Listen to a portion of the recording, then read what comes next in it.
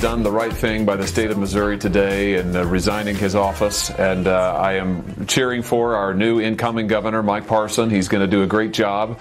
My office stands ready to assist in the transition, and now the state of Missouri can move forward to what is going to be a better day. And so we look forward to putting this behind us, and Governor Parson, I think, is going to do great. So that was Attorney General Josh Hawley talking about the governor doing the right things. Nick Schroer, State Representative Nick Schroer, is in studio with us right now. I think I know what your answer is to this question, but you think he did the right thing by resigning? Again, I don't know enough of the facts. As a family guy, a true family guy, knowing the strain that could place on a family and the massive amount of attorneys' bills, I don't know. I don't know if it was the right thing. Kim Gardner just said in her statement that truth is at a premium. If she wanted the truth, she would have continued with these charges. I want the truth. I want to know, because we're using taxpayer dollars to charge people, and I want to know, is this a right move for Missouri? Some may say that this could help take Missouri in the right direction and not have a black eye on Missouri like our friends in Illinois. I said on the break we have a support group. It's not easy to feel like there's a circus in town all the time for who's leading your state. It's frustrating. It makes it makes voters disinterested. Like they don't want to invest their time into the S show that is taking place in their state's government, and people become disinterested, and the more they become disinterested, look at how in the state of Illinois how things are running there. We're going to have Alan Skillicorn on, who's a state rep in Illinois, who's going to talk to us about the budget that they're trying to pass. I get word that they have one that is going to pass or is passable, and I think it's $1 billion. Is it going to raise taxes? They did that yesterday, but it spends every dollar that they raise, and it's $1 billion out of balance. So we're cutting taxes here in the state of Missouri, and this is something that is kind of overshadowed by what's going on in the media. This legislative group this year has been massively successful. We passed income tax. We passed a corporate tax, which is going to bring us by 2020 the second lowest rate in the entire United States. That means more jobs here. That means more money in the pockets of Missourians, more money for the economy. So, we did a lot of good things, and I'm sad to see it happen this way. But I really like Mike Parson, soon to be governor. I've worked with last year on some veterans issues. Ended up passing 2 veterans bills this year. He is a great guy. He's a former law enforcement. He is going to do the right job for Missouri. He's been going across the state of Missouri, touting Missouri-made products, Missouri companies. So he's got the best interests of Missouri in his heart. I know there's a lot of people that have concerns about the low-income housing issues, but I know the budget chair has already addressed that a couple days ago. I hate to see how he got into office, but I'm glad to see we have somebody who is going to continue putting Missouri in the right direction. Missouri is in good hands? I believe so. All right, good. Let's go to Jeff here real quick. Jeff, thanks for calling the show. Thanks, Andy. I really appreciate you playing the Gardner speech because, of course, some of us work and I pay taxes, and you played it at lunch, and I got to hear it. I'm fuming. Sorry to ruin your lunch. You put it well. It was a victory lap. There's no question about it. Uncalled for, completely uncalled for. And I think Nick read the stip for dismissal, and that pretty much explains her position. It's pretty simple. The one thing I would say is that I think Nick's right, too, that I know Eric personally, and he's put his family's been put through a lot of his own doing, and the legal fees were going to be mounting. This is my hypothesis of what's going to happen. He wasn't going to be able to afford the legal fees. His family would have been bankrupt. Now what he does is he goes and writes a book. They make a movie out of it, and he's a millionaire like he should be. And I still want to know who's going to play me in the movie. But the point I make is that it was political. Which one I don't know. And there was some problems that Eric had. But the bottom line is that he is a good man, and he would have been good for Missouri. He was good for Missouri. He just didn't get the opportunity. And myself as a tax-paying voter, not happy with the way this thing went down, but the liberals have to look at it that the same thing could happen to them. And I'd hate to see that dirty politics because it just diminishes my vote. I mean, what does my vote mean? But the bottom line is I wish Mr.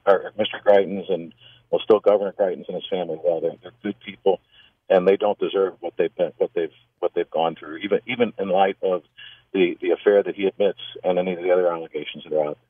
Thank you. Jeff, thanks for the call. We appreciate it. Good call. Jackie, thanks for calling the show. Hi, thanks for having me.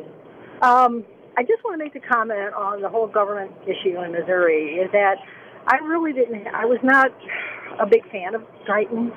I did vote for him. But when he's supposed to be doing things for the people, and then I find out one of the big things he does is allow an out-of-the-country electric company or whatever it was to come in, and they're not going to put their plant down in southern Missouri unless they get a lot of help. So now we've got our electric going up statewide. Mm-hmm. And then, they're talking about tax cuts. Well, that's great, but I don't want to see tax cuts by our crazy Congress if they're going to turn around and give things away to where the consumer winds up spending more on stuff. It's going to be shoved into the consumer. And that's my whole thing. I mean, we either have a Congress that's decent and an idiot governor, or a brilliant governor and an idiot Congress. We can't seem to get it together. And like I said, we elect dead people, for goodness sake. We've got a problem. Jackie, thanks for calling the show. Fortunately, we have one of those crazy congressmen sitting right here. Well, hey, for the I'm record, going to hand that one right over to you. You take it away. For the record, I voted against that bill. Can you explain it briefly? Yeah, so the former Noranda plant down in southern Missouri, before I even thought of running for office, I guess Noranda kind of folded. There's a steel mill down there. Smeltering plant. There was a special session last year bringing us back in to try and get the steel mill going and some out of the country businesses to come to southern Missouri. Meant a lot of jobs, but the way that it was written, I had massive concerns that it would increase the electric rates of the individuals that I represent and the individuals on this side of the state. And there is a little bit of truth to that, and that's one of the reasons I was against that and remain steadfast in knowing that my vote was correct. Now I do understand that with the tax cuts, it has to be right along with spending cuts. You can't just give away through tax Tell the credits. federal government that. Oh yeah, and I'm a big 10th Amendment guy, and if we have to give the middle finger to the federal government to say, look, you're not going to dangle X amount of millions over us to allow you to govern where the state has the power to do X, Y, and Z. We've got a lot of those people in the freshman class. We've got I talked to Mark Cox earlier. Off the record, we were talking about many different things with the new governor. Are we going to be in the right direction? I think we're going to go in the right direction. I think with the budget committee, a lot of the members are falling out. We're going to get a new class going in who's going to crack down on the spending, going to crack down on giving people certain breaks and try to make an even playing field for every Missourian. Yeah. And so what about the comment about Missouri's ability to elect a governor and a Congress that can work together? I mean, I would like one in the state of Illinois. I appreciate the sentiment and I understand what she's saying. Government moves at a glacial pace purposefully, actually. It's not supposed to be easy to get in there and flip the script and do a bunch of stuff. It's kind of supposed to be slow, but it's supposed to be slow and deliberate. And I'm not really concerned about the executive branch working with the legislative branch. It's a separation of powers for a reason. The executive branch shouldn't just lay out a platform and say, "Hey, I want all these things done." Mm-hmm. Now, they should be able to work with the legislature on massive, big ideas like tax cuts, like bringing jobs here, like transportation infrastructure. But no, I thought, despite everything that was going on with the media with Eric Greitens, we had probably the most successful conservative term we've ever had in the state of Missouri. Yeah. I think it's going to continue next year. We're going to elect some more good conservatives. Make sure that you truly vet your candidates. Make sure you figure out who you're going to vote for, whether it's a Republican, Democrat, Independent. Make sure that they're going to advocate for you and what you stand for rather than what lobbyists stand for. And we're going to be in good hands. Yeah. I agree. Well, I'm going to get to these other phone calls. We're going to, please, if you're on the line right now, hang on. We're going to continue to take phone calls coming up in the next segment, but we got to go here. So quickly, do you know what happens next?